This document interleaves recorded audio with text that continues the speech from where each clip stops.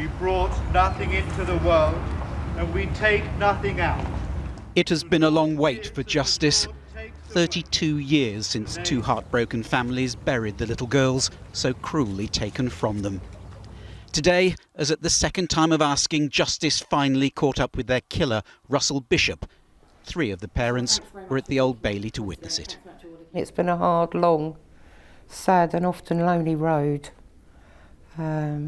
Like a roller coaster, ups and downs, highs and lows.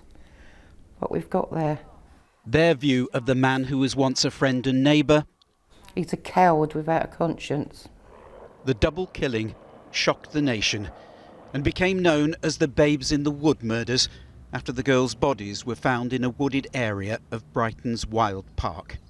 9-year-old best friends Karen Hadaway and Nicola had been sexually assaulted and strangled.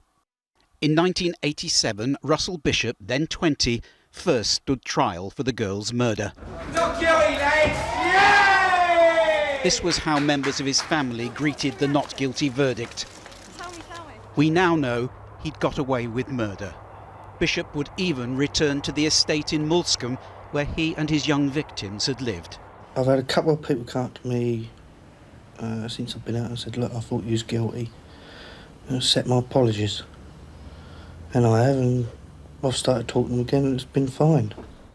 Many detectives involved in the original investigation believe the jury got it wrong that day, allowing the man who sexually assaulted and murdered the 2 schoolgirls in this copse to walk free.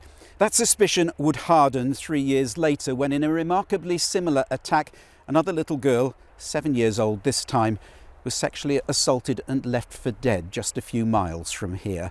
Only this time the victim survived and was later able to help police identify her attacker, Russell Bishop. Bishop would grow old in prison serving a life sentence for that attack, but Sussex police had not closed the file on the unsolved murders of Karen and Nicola. A new incident room was set up, and advances in DNA testing allowed detectives to link a sweatshirt Bishop was wearing to the schoolgirls' bodies. The grounds for arresting you are that there was fresh evidence linking you to the murders. Bishop was brought from his cell at Durham Prison to be told the new double jeopardy law meant he could now be tried again. He was not happy. I'm not going to sit here like I did 13 years ago and go over and over and over around in circles. Not happening. Please, crack on with your question. And I think at that moment, that's when the penny would have dropped with him that this hadn't gone away. And he clearly didn't want to be there. He kept asking to go back to prison and he was very unhappy. Detectives are now satisfied they've done their duty by 2 families who still visit this place every year to remember the little girls who in their eyes will always be 9 years old. Paul Davis, ITV News, Brighton.